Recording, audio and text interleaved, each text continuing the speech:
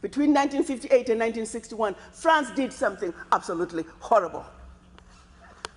France made the Francophone African countries, and I don't even want to use that terminology, but I only use it for the purposes of conversation.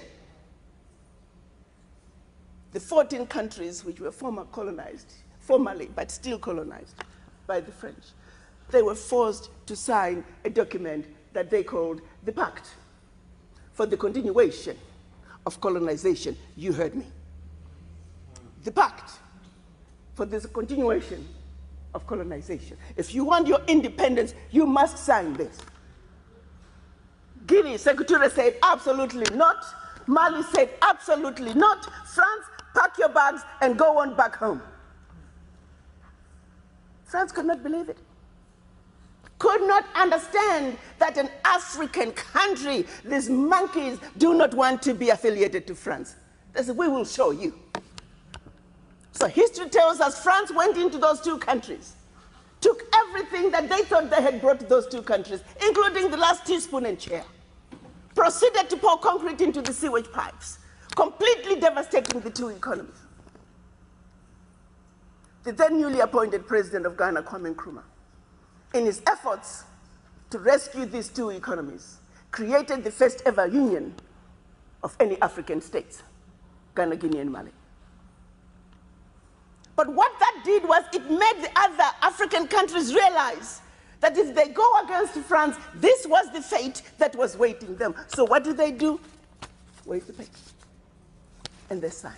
What did the pact say? One. The pact said, you monkeys, you don't know how to manage your money. So you shall deposit 85% of your bank reserves with the French Central Bank under the control of the French Minister of Finance.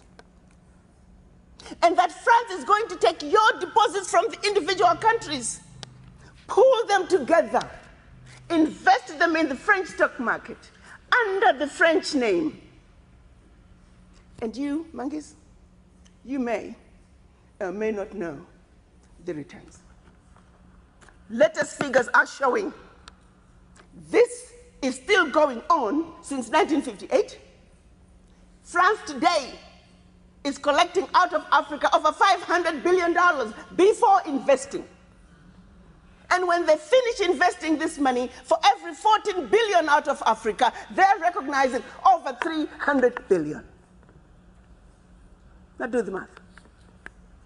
So when it's actually said and done, France is taking out of Africa trillions of dollars every year, and we, the poor Africans, are gladly giving it to France. And the same France has the audacity to look at us and call us poor people. 1958. They went further with the pact. You see, we will also print your own money. We will print your money for you. They instituted what they were calling the CFA, special currency for the African countries, and that only France can print that money for you. They went on to say all the contracts, large contracts, public and private, French companies have the first right of refusal. All your minerals discovered, yet to be discovered, France has the first right of refusal. Now, my brothers and sisters, if one of you was to wake up one morning and you're president of one of those countries, and your chief of staff walks in the first day and starts reading you out the do's and don'ts as stipulated by the Pact for the Continuation of Colonization, what power do you have? None.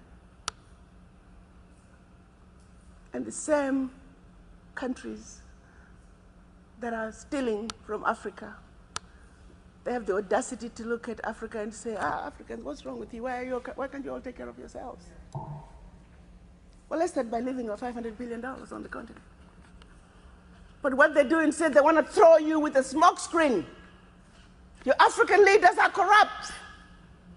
Well, you know, I gave you that. I mean, not all African leaders are corrupt. Africa is a family. No family is complete without crazy Aunt Sally and crazy Uncle Tom. Nobody's perfect.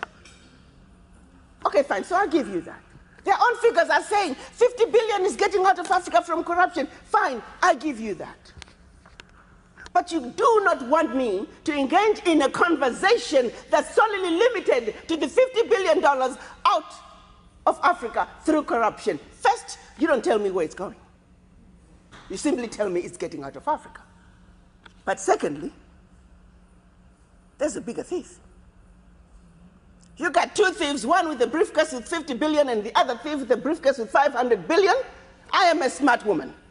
You want me to ignore the one with 500 billion and put all my energies on a suitcase with 50? And by the time the one with 500 billion is done investing, we are talking trillions. Now, do you see how quickly